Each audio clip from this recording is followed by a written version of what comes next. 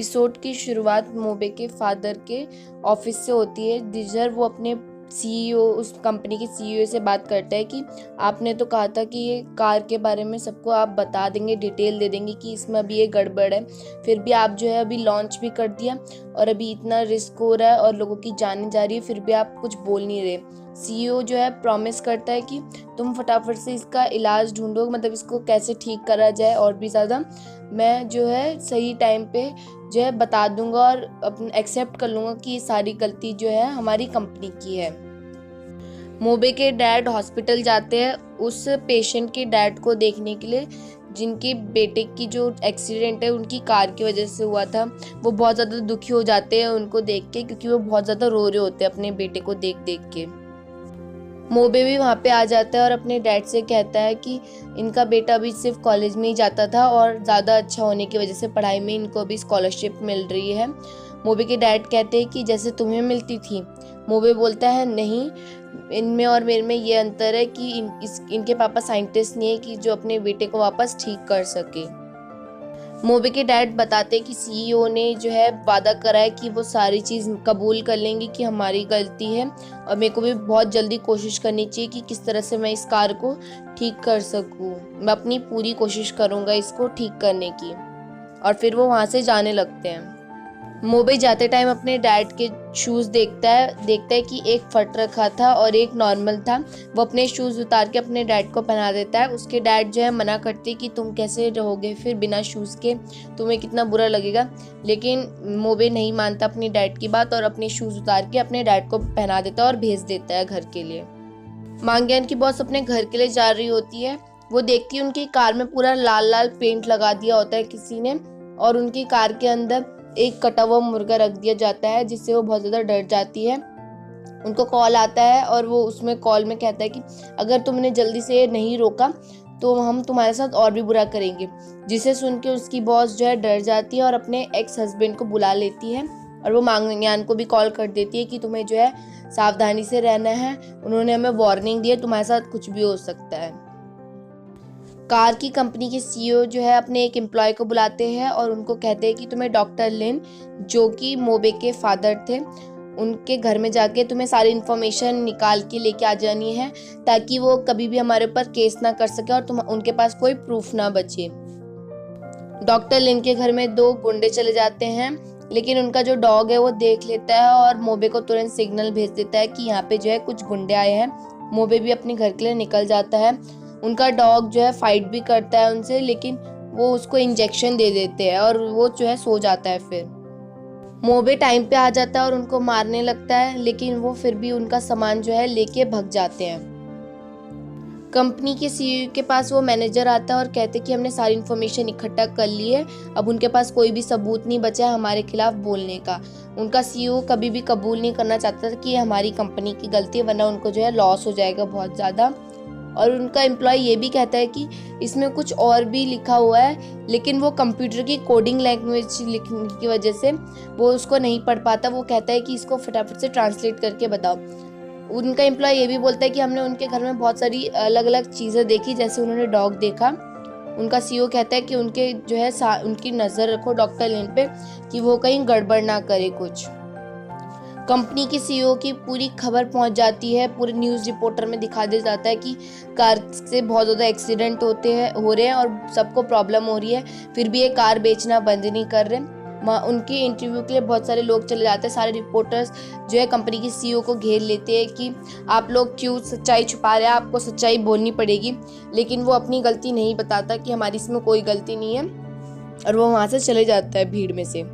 मांग्यान की मॉम उस सीईओ के पास जाती है और कहती है कि मैं तुम्हारे साथ हूँ, मैं तुम्हारी मदद करूँगी, लेकिन तुम्हें ये जो गलत काम है वो तुम्हें छोड़ना पड़ेगा। मैं कोशिश करूँगी कि तुम्हारी जो कार है वो जल्दी से जल्दी ठीक हो जाए। डॉक्टर लिन जब अपने डॉगी को सैर करवाने के लिए लेके गए थे ताकि उसकी कंडीशन जो है थोड़ी ठीक हो जाए, उनका डॉग जो है महसूस करता है कि उनके पे कोई ना कोई नज़र रख रखा है। वो इधर उधर देखता है, लेकिन वो उसको कोई नहीं दिखता। जब तक लेकिन डॉक्टर लिन घर पहुंचते हैं, वो पीछे मुड़ते हैं तो उनका डॉग जो है वो गायब हो चुका होता है। वो घर जाके उस डॉगी की जो है लोकेशन पता करने की कोशिश करते हैं, क्योंकि उन्होंने उस मशीन में सेट कर रखा था, क्योंकि वो मशीन था, लेकिन वो नहीं मिल रहा होता है। वो अपने बेटे से भी बोलते हैं कि मेरा जो है वो बहुत पुराना डॉगी है, लेकिन उसकी तो लोकेशन आनी चाहिए, लेकिन अभी नहीं दिखाई दे रही, पता नहीं क्यों, कुछ हो रखा है। मोबे कहता है कि शायद से उसकी बैटरी लो हो गई होगी और वहीं पे कहीं पे रुक गया होगा, लेकिन डॉक्टर लिन जो है मना कर देते हैं। वो कहते हैं कि वो जब भी सोता है तो उसकी थोड़ी बहुत चार्ज हो जाती है, और उसका सोते टाइम पे भी कभी भी लोकेशन ऑफ नहीं होती। मोबे निकलता है उस डॉग को ढूंढने के लिए। वो पता करता है कि वो कहाँ पे है। आसपास जितने भी सीसीटीवी कैमरे थे वो अपने आइज़ के थ्रू कंट्रोल कर लेता है और चेक करता है कि कहाँ कहाँ पे गड़बड़ हुई है। वो देखता है कि एक जगह पे वो डॉगी जो है उसके बाद नहीं दिखा, वो वहाँ पे रुकने के बाद, लेकिन वो वहाँ उस जगह में जाता है, वहाँ पे उसको कोई सबूत नहीं मिलता उस डॉगी के खिलाफ। डॉक्टर लिन जब सो के उठते हैं वो देखते हैं कि उनका लोकेशन जो है ट्रेस होने लग जाता है उस डॉगी का। वो तुरंत उठ जाते हैं और बाहर की तरफ भागते हैं। उनका डॉग उनके गार्ड के पास ही होता है, वो उसको खेल रहा होता है उसके साथ। वो गार्ड बोलता है डॉक्टर लिन से कि आपको अपने डॉग का ध्यान रखना पड़ेगा, क्योंकि आजकल बहुत सारे जो है डॉग पकड़ने वाले घूम रहे हैं और वो डॉग्स को पकड़ के अपने साथ लेके जाते हैं। ये भी मुझे बाहर मिला था, लेकिन मैं इसको टाइम पे अंदर लेके आ गया। डॉक्टर लिन आगे चले जाते हैं, लेकिन गार्ड मोबे को रोकता है और कहता है कि वो तुम्हारे डैड है। वो हाँ कहता है। वो कहता है कि तुम्हारे डैड जो है बहुत अकेला महसूस करते हैं, तुम्हें उनका जो है साथ देना चाहिए। वो उस डॉग को भी अपने बेटे की तरह मानते हैं, इसीलिए क्योंकि वो अकेला महसूस करते हैं। इसमें मोबे जवाब देता है कि मैं और वो डॉग जो है दोनों के दोनों ही मेरे पापा के जो है बेटे हैं। मोबे घर जाके उस डॉग को चेक करता है। उसको सिर्फ एक ही चीज़ खराब दिखती है, उसके कान पे थोड़ा सा चोट आ रखी होती है, जलने के निशान हो रखे होते हैं, बाकी सब उसमें ठीक होता है। मोबे अपने ऑफिस के लिए निकल जाता है। वो कॉफ़ी के लिए रुकता है, वहाँ पे उसको मांग्यान दिखती है। वो मांग्यान को देख के जाने लगता है, लेकिन वो पीछे मुड़ के कहता है कि बन जो है बहुत ज़्यादा अच्छा हो रहा है। मांग्यान पूछती है तुम्हें तो बन पसंद ही नहीं था, लेकिन मोबे बोलता है मुझे पसंद था बन। मोबे जब हॉस्पिटल में होता है तो उसके सर में दर्द होने लग जाता है और उसको धुंधला धुंधला मांग्यान के साथ जितनी भी उसने टाइम स्पेंड करा था वो सारा उसको धुंधला धुंधला दिखाई देता है और उसके सर में ज़्यादा दर्द होने लग जाता है और थोड़ी देर में ये सब चीज़ नॉर्मल हो जाती है। फिर मांग्यान अपने ऑफिस में बैठ के बहुत उदास होती है। उसको केमिंग का मैसेज आता है कि तुम फ्री हो, लेकिन मांग्यान मना कर देती है। उतने में उसकी बॉस आ जाती है मांग्यान की और कहती है कि केमिंग तुम्हें कब से मैसेज कर रहा है, उसको इंटरव्यू में जाना है इसलिए वो तुम्हें बुला रहा है। उसका फ्रेंड कहता है कि बॉस मैं भी जा सकता हूँ, लेकिन उसकी बॉस मना कर देती है। कहती है कि अगर तुम्हारे पास अगर कुछ काम नहीं है तो तुम अगले महीने का भी काम करना शुरू कर दो अभी से ही। मांग्यान केमिंग के साथ बाहर चली जाती है घूमने के लिए। केमिंग उसको थोड़ा खुश भी कर देता है, वो थोड़ा बहुत जोक मारता है और वो पूछता भी है कि अब सब कुछ ठीक है, मैंने तुम्हारी रिपोर्टिंग सुनी थी, तुम बहुत ज़्यादा ब्रेव हो कि तुम उनके जो एडिटर है वो कार के उनके पास भी चली गई, वरना ऐसा कोई भी नहीं करता, सब डर जाते हैं बीच में। केमिंग उसको गन शूटिंग के लिए लेके जाता है जहाँ पे उसको शूट वूट करना होता है गन्स को। वो उसको सिखाता है कि तुम्हें किस तरह से निशाना लगाना है। मांग्यान शुरुआत में बहुत गंदा निशाना लगाती है, लेकिन केमिंग उसको अप्रिशिएट करता है कि तुमने अभी शुरुआत में ही थोड़ा अच्छा करा है, एटलीस्ट तुम्हारे जितने भी पॉइंट्स है वो पेपर के आगे ही पीछे लगे, कहीं बाहर नहीं निकले। फिर केमिंग शूट करने लग जाता है। वो इतने अच्छे शूट करता है, बिल्कुल एग्जैक्ट सबसे हाईएस्ट पॉइंट पे एग्जैक्ट बिल्कुल सेंटर पे लगते हैं और वो इतनी स्पीड में शूट करता है, बिल्कुल अच्छा करता है, जिससे मांग्यान देख के बहुत ज़्यादा इम्प्रेस हो जाती है केमिंग से। दोनों के दोनों बैठ जाते हैं और बात करने लग जाते हैं। मांग्यान पूछती है कि तुम कौन से इंटरव्यू की बात कर रहे थे बॉस से। केमिंग बताता है कि मैं जो है कुछ हैंड क्राफ्ट वाले लोगों को जो जिनको ज्वेलरी डिज़ाइन करना आता है, डिज़ाइनर, उन सबको जो है एक साथ बैठा के उनके से डिज़ाइन बनवाना चाहता हूँ। मैं बनाने के लिए तो मशीन से करवा सकता हूँ, लेकिन मशीन जो है एक ही डिज़ाइन के बहुत सारे बना देगी, लेकिन वो एक ही डिज़ाइन बना देगी। रोबोट और इंसान में यही अंतर होता है कि इंसान जो है तरह तरह के बनाएगी और जिससे मुझे बहुत ज़्यादा आइडिया भी मिलेगा इससे। मांग्यान खुश हो जाती है और कहती है कि मैंने तुम जैसा कभी नहीं देखा। ज़्यादातर जो ज्वेलरी डिज़ाइनर कोई भी होते हैं वो अपने प्रॉफिट का ध्यान देते हैं, लेकिन तुम जो हो दूसरों के स्किल्स को भी इम्प्रूव करने के लिए काम करते हो। मूवी जब रात को सो रहा होता है तो उसको हल्का हल्का दिख रहा होता है कि उनका डॉगी कहाँ गया था, और उसको मांग्यान की भी दिखाई देने लग जाती है कि मांग्यान उससे बोलती है कि तुम्हें बिल्कुल भी याद नहीं है हमारे रिलेशनशिप ये सब। उसको वो फिर तुरंत मांग्यान को कॉल करता है और कहता है कि तुम अभी फ्री हो तो मुझे अभी मिलो। मांग्यान पहले मना कर देती है, लेकिन फिर वो बोल देती है ठीक है मैं तुमसे मिल रही हूँ। मोबे मांग्यान के घर के नीचे जाता है, मांग्यान भी वहाँ पे आ जाती है। मोबे मांग्यान से पूछता है कि हमारा रिलेशनशिप कैसा था। मांग्यान बोलती तुम्हें कुछ भी याद नहीं है इन रिलेशनशिप के बारे में। मोबे कहता है कि मुझे कभी कभार थोड़ा बहुत याद आता है, लेकिन मेरे को लगता है कि हमारे बीच में उतना रिलेशनशिप था नहीं, लेकिन मुझे ये याद नहीं आता कि हम लोग फ्रेंड्स भी कैसे बने। अगर हमारे बीच में कोई रिलेशनशिप में ही नहीं था तो हम फ्रेंड्स कैसे बने, हम एक दूसरे से मिले कब। मांग्यान ये सोच के बहुत दुखी हो जाती है और कहती है तुम्हें अपना दिमाग का इलाज करवाना चाहिए। तुम हमारी सारी जितने भी हमने टाइम स्पेंड करा था साथ में, तुमने ये कैसे भूल गए ये सारी बातें। मांग्यान की मॉम जो है बालकनी से मांग्यान और मोबे को बात करता हुआ देख लेती है और वो तुरंत नीचे आती है और मोबे पे चिल्लाने लग जाती है कि तुम बार बार मेरी बेटी को हर्ट क्यों कर रहे हो, तुम्हें अपना दिमाग का इलाज करवाना चाहिए, तुम हमेशा उसको हर्ट करते हो और फिर वापस उसके पास आ जाते हो। मांग्यान घर पे आके अपनी मॉम पे चिल्लाने लग जाती कि आपकी ज़रूरत कैसी हुई कि उसको आपने मोबे को ऐसे बात की, मैं बात कर रही थी ना, आपको नीचे आने की क्या ज़रूरत थी। मांग्यान की मॉम को गुस्सा आता है और वो मांग्यान से कह देती है कि या तो वो इंसान नहीं है या तो उसके अंदर तुम्हारे लिए कोई फीलिंग नहीं है, तुम उसके पीछे बार बार क्यों जा रही हो। वो इनडायरेक्टली यही कहना चाहती थी उनकी मॉम की वो एक रोबोट है, लेकिन मांग्यान उस टाइम पे ज़्यादा बात सीरियस नहीं लेती और वो जो है दुखी हो जाती है। मोबे घर जाके अपनी सारी हिस्ट्री देख रहा होता है, जितनी भी चैट की हिस्ट्री थी वो देखता है कि उसने मांग्यान के साथ बहुत सारी बातें भी की थी। उसको याद भी आता है लेकिन धुंधला धुंधला आता है और उसका ब्रेन बोलने लग जाता है कि ऐसी कोई भी मेमोरी तुम्हारे अंदर फीड ही नहीं है। मांग्यान अगले दिन वहीं पे ही वापस जाती है वो गन शूट करने के लिए, और इस बार वो सबसे अच्छा शूट करती है, जिसमें केमिंग बोलता है कि तुम शायद से किसी की गुस्सा जो है उसके अंदर निकाल रहे हो। मांग्यान फिर कहती है कि शायद से मोबे में कुछ गड़बड़ है, वो हमेशा जो है भूल जाता है। केमिंग बोलता है शायद से उसको कहीं बीमारी तो नहीं है भूलने की, लेकिन मांग्यान कहती है कि उसको सब याद है कि उसके पापा कौन है, उसका काम कहाँ करता है, सब कुछ याद है, सिर्फ वो हमेशा मेरे बारे में ही कैसे भूल जाता है। केमिंग कहता है कि मैं तुम्हारी मदद करूँगा इन सब चीज़ को ढूंढने में। मांग्यान बोलती है तुम मेरी मदद क्यों करोगे। केमिंग बोलता है भले ही मैं तुम्हें लाइक करता हूँ लेकिन मैं तुम्हें दुखी भी नहीं देना चाहता, और उससे पहले लाइक करने से पहले मैं तुम्हारा एक अच्छा दोस्त हूँ तो तुम्हारी मैं मदद करूँगा।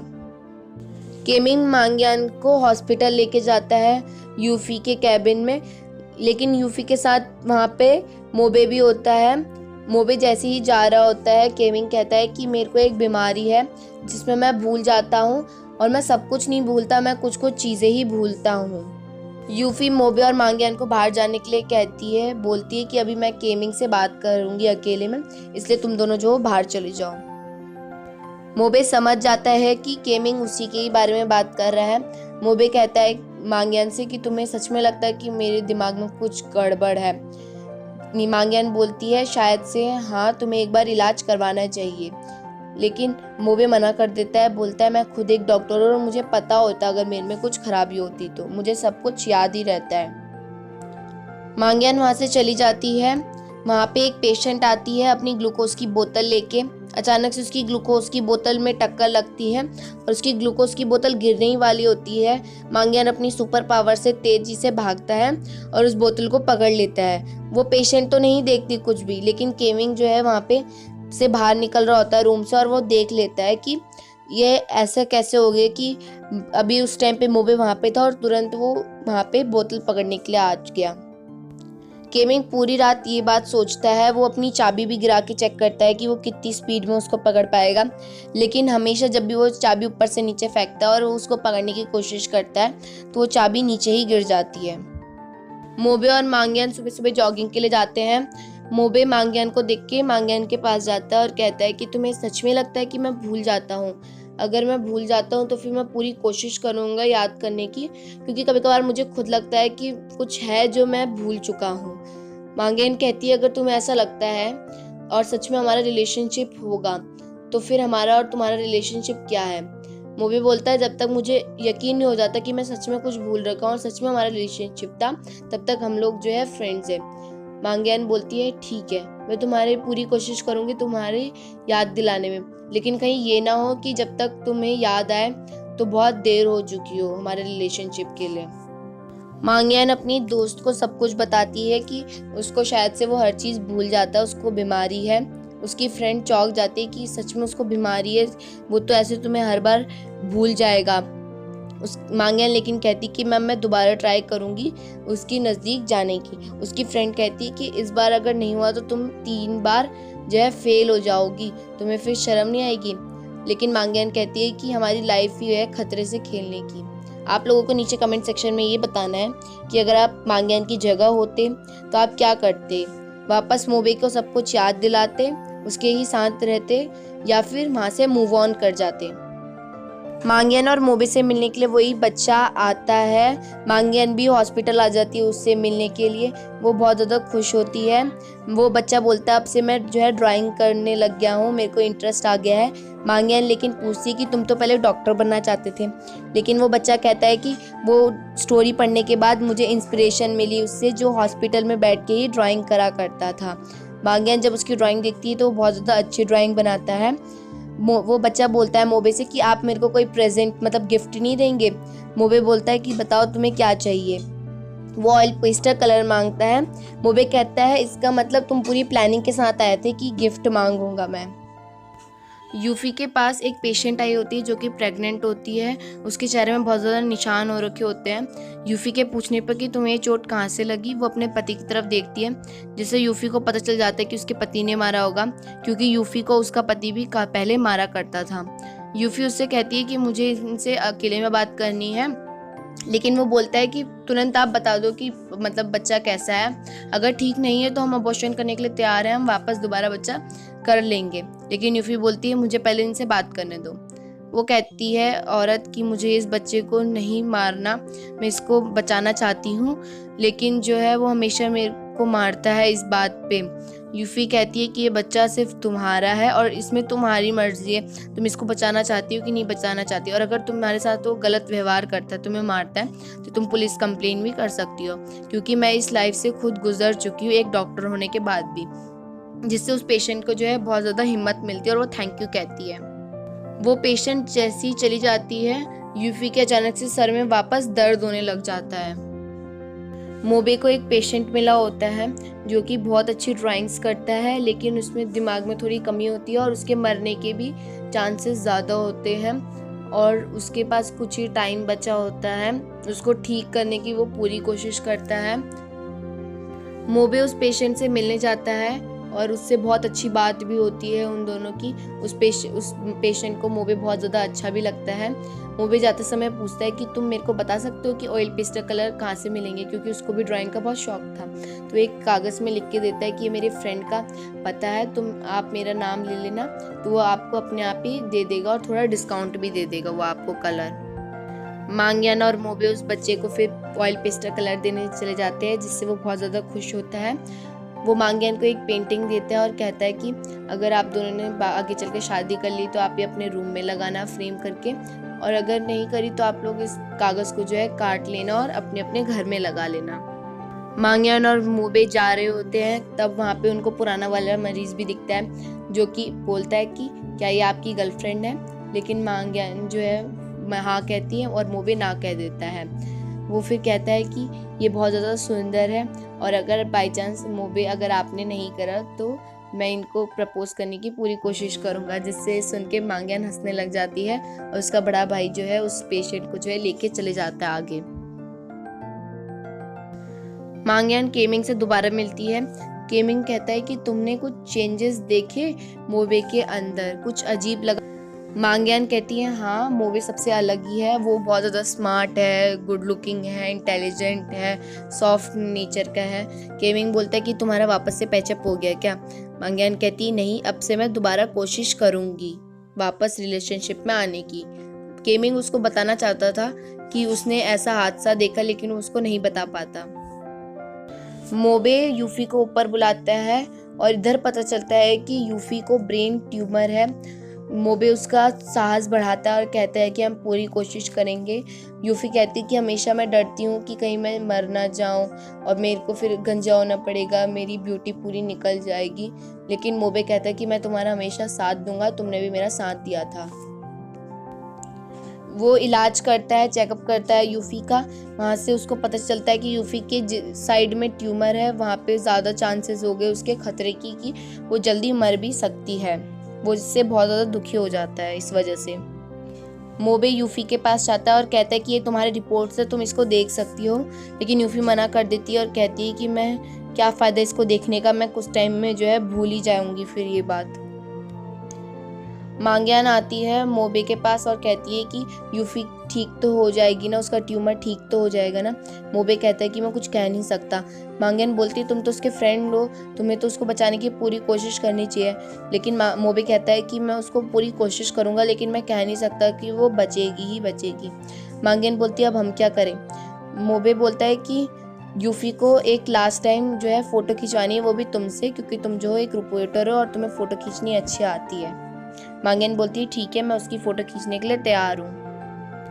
मांग्यान यूफी को देखने जाता है तो यूफी अपने कमरे में नहीं होती। वो बालकनी में देखता है नीचे की तरफ, तो वो उसी बच्चे के साथ बीज उगा रही होती है और वो बच्चे से बोल रही होती है कि अगर बाई चांस हम आगे चल के मर भी गए तो ये पेड़ हमारे ज़िंदा रहेंगे, जो कि एक नई ज़िंदगी हम दे रहे हैं और ये हमेशा रहेंगे। इससे जो है पूरा संसार जो है खिलता रहेगा। वो बच्चा उसको अपनी ड्राइंग भी दिखाता है यूफी को, और यूफी उसकी ड्राइंग देख के बहुत ज़्यादा इम्प्रेस हो जाती है। उसने अपनी मम्मी की और मोबे की फ़ोटो भी बनाई होती है और बहुत ज़्यादा अच्छी स्केच कर रखी होती है उसने। मांग्यान यूफी को बुला लेता है कि हमें चलने का टाइम हो गया फ़ोटो खींचने के लिए, और अब से मेरे पास एक और पेशेंट आ चुका है जो कि अपने ही रूम से भाग जा रहा है। और उस पेशेंट से भी कह देता है कि तुम यहाँ पे बीज बो के तुरंत अपने रूम में चले जाना और रेस्ट करना। यूफी अपने घर जाती है सबसे पहले, ताकि वो कुछ चीज़ें ले सके कि जो उसकी ज़्यादा ज़रूरी चीज़ें है, लेकिन उसको कुछ नहीं मिलता। यूफी कहती है ज़्यादा कुछ ज़रूरी नहीं है, सब कुछ ऑलमोस्ट निकल चुका है। अब अगर बाई चांस आगे चल के मैं ठीक हो गई तो मैं इस घर के जितने भी मेरे को पैसे मिले हैं, मैं उससे अपनी लाइफ जो है आगे इंजॉय करूँगी। मांग्यान फिर यूफी की फ़ोटोज़ खींचती है तरह तरह की। यूफी को जो है मोबे ध्यान से देख रहा होता है और उसको उसके बचपन के चेहरे भी दिखाई दे रहे होते हैं। मांग्यान मोबे के पास उसकी फ़ोटो दिखाने जाती है। मोबे कहता है कि बिल्कुल यूफी अपने बचपन की ही तरह बिल्कुल दिख रही है अभी। मांग्यान उतने में पूछती कि तुम बचपन में कैसे दिखते थे। मोबे बोल देता है कि तुमने तो मेरे को देख रखा है, तो तुम बताओ कैसे दिखता था मैं। मांग्यान बोलती है मैं तो भूल गई हूँ ना, बचपन की बात थी। मोबे उतने में कहता है कि तुम्हें भी अपना दिमाग का इलाज करवाना चाहिए, जिससे मांग्यान को थोड़ा बुरा लगता है, क्योंकि वो ये कहना चाहता था कि तुमने मुझे बुद्धू बोला कि मैं भूल जाता हूँ, तो तुम्हारे में भी दिमाग की कमी है, यानी कि तुम भी भूल जाती हो। यूफी, मांग्यान और मोबे समुद्र के किनारे भी जाते हैं और मांग्यान यूफी की बहुत सारी फ़ोटो खींचती है और यूफी भी मांग्यान और मोबे को क्लोज लाने के लिए उनकी भी बहुत तरह तरह की फ़ोटोज़ खींचती है। और फिर वो तीनों के तीनों घर चले जाते हैं। मांग्यान सो रही होती है, लेकिन यूफी उठी रहती है। यूफी कहती है कि तुम्हें मांग्यान के बारे में सोचना चाहिए, वो तुम्हारे लिए बहुत ज़्यादा फील करती है। ये सुन के मांग्यान की भी थोड़ा थोड़ा होश आ जाता है, लेकिन वो आंखें बंद करके रखती है उनकी बात सुनने के लिए। यूफी मोबे से कहती है कि तुम्हें उसको हर्ट नहीं करना चाहिए बार बार, तुम्हें एक बार मांग्यान से बात करनी चाहिए और दोबारा रिलेशनशिप में आना चाहिए। लेकिन मोबे बोलता है कि मुझे अभी कुछ ज़्यादा याद नहीं है और मैं किसी को भी हर्ट नहीं करना चाहता। मैं नहीं चाहता कि मांग्यान जो है हर्ट हो जाए, इसलिए मैं उसके साथ रिलेशनशिप में भी नहीं आ रहा। और ये बात सुन के मांग्यान की आंखों में आंसू आ जाते हैं। और यहीं पे हमारा एपिसोड 31, 32 और 33 जो है ख़त्म होता है। Thank you.